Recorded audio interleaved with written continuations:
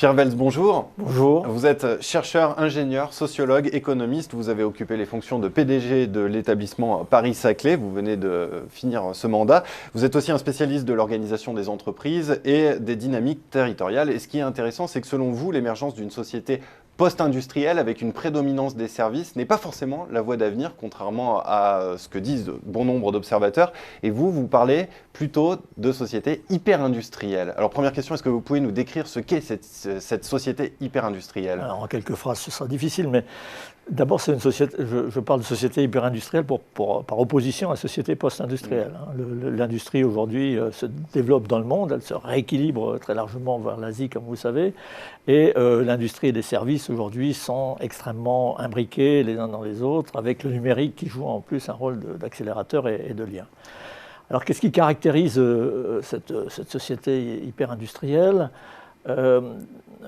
Premier point que je voudrais souligner, c'est une géoéconomie, une géographie économique globale très profondément différente de celle qu'on a connue dans la période précédente.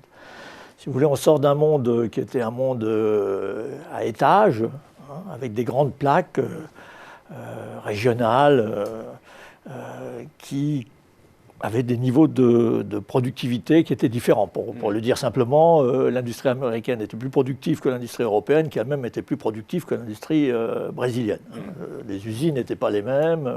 Mais on est sorti de cette verticalité. Et on sort de ça pour un monde qui est à la fois plus horizontal et plus divisé. C'est-à-dire qu'à la place de ce monde en couches, dans lequel les innovations se diffusaient assez lentement, il fallait une décennie entre une innovation qui était émergée aux États-Unis, par exemple, pour qu'elle se développe vraiment en Europe. Aujourd'hui, l'innovation est synchrone dans l'ensemble du monde. Il y a un synchronisme technologique extraordinaire. Et la traduction géographique, c'est un monde en pôles et en réseau. Les pôles aujourd'hui sont synchrones technologiquement. Vous avez le même niveau de productivité aujourd'hui dans une usine de São Paulo, une usine indienne, une usine chinoise et une usine européenne. Souvent d'ailleurs à l'avantage des nouvelles usines plus récentes parce qu'elles sont plus récentes. Et en même temps, ce qui se produit, c'est que ces pôles sont de plus en plus découplés, souvent, de leurs arrière-pays. C'est-à-dire qu'à la place d'inégalités internationales sur des grandes plaques, on a aujourd'hui des inégalités intranationales, des inégalités territoriales de proximité extrêmement fortes. Quand vous parlez de ces pôles, vous voulez dire ce sont les métropoles, finalement?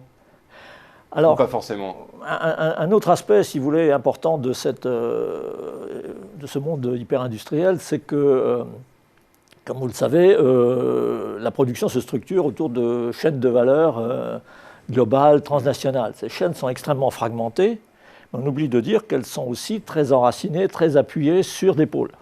C'est la même chose.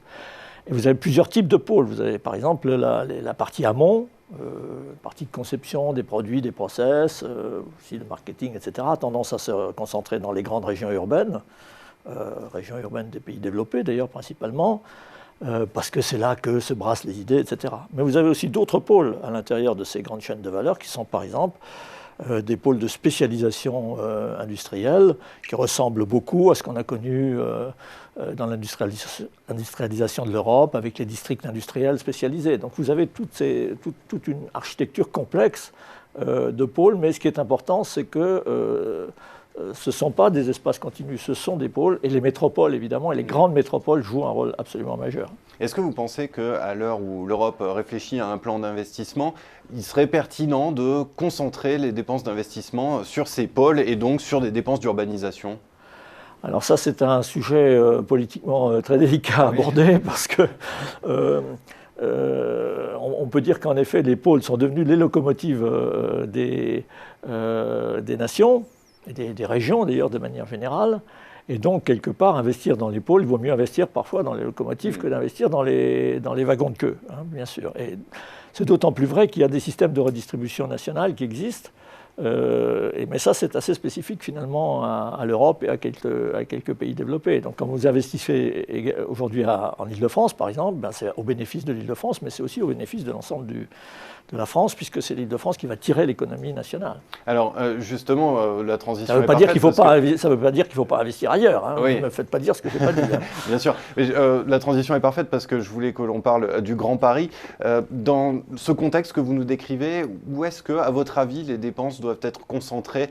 Quels objectifs doivent répondre les dépenses d'investissement du Grand Paris? Alors dans le Grand Paris, il y a aujourd'hui des dépenses d'investissement qui sont très importantes, mais on a aussi beaucoup de... Il faut travailler sur le hard, mais aussi il faut travailler sur le soft.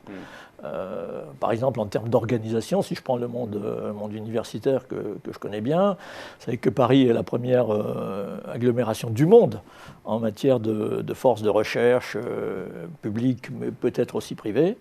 Mais ça ne se sait pas, ça ne se voit pas parce que c'est terriblement fragmenté avec nos X universités, nos grandes écoles, etc. Donc il y a aussi des investissements à faire dans le soft, dans la capacité d'organisation et à nous présenter de manière structurée. Ceci étant, je pense qu'il reste très important de faire des investissements d'accompagnement de la transition écologique et de la transition énergétique qui sont pour l'essentiel des enjeux urbains. C'est dans les villes, bien sûr, que se concentre l'essentiel des dépenses énergétiques, tout simplement parce que c'est là qu'est la population et que sont les activités. Mais les villes sont plus efficaces du point de vue énergétique aujourd'hui que les choses dispersées dans la campagne, parce que les investissements sont plus concentrés et que du point de vue de l'efficacité énergétique, les villes sont bien préférables à la dispersion. Et plus largement, en quoi l'émergence d'une société hyper-industrielle permettrait à la France de tirer vraiment des bénéfices et d'en faire un outil de croissance économique ? Sur la France, il faut sortir de la fausse opposition entre la défense du secteur manufacturier à tout crin, la promotion du numérique et puis la défense pour recibler les objectifs. Il faut bien comprendre que numérique, services, industrie vont de pair. Donc l'enjeu n'est pas de défendre à tout crin tous les segments de l'industrie manufacturière. Il faut évidemment qu'il reste de l'industrie manufacturière, ça c'est une évidence. Mais il faut aussi admettre qu'elle est en train d'évoluer et qu'elle doit se transformer, notamment avec le numérique et une meilleure intégration des services. Alors comment faire ? C'est très important de capter, évidemment, sur le territoire, ce que Pierre-Noël Giraud, par exemple, appelle les emplois nomades. Il faut fixer les emplois délocalisables, et pas seulement les emplois non délocalisables. Pour ça, il y a plusieurs façons de faire. On peut payer. Par exemple, les incitations fiscales sont importantes. Le crédit d'impôt recherche, aujourd'hui, est vital pour le maintien en France. Mais est-ce que c'est une politique c'est quand même une politique fragile.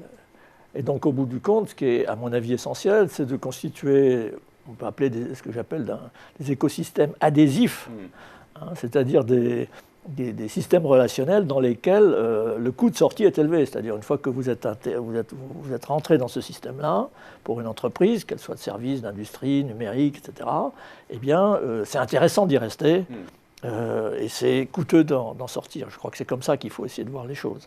Eh bien, merci beaucoup Pierre Veltz pour cet éclairage sur la société hyper-industrielle et la place de la métropole dans cette société hyper-industrielle. Merci beaucoup. Merci à vous.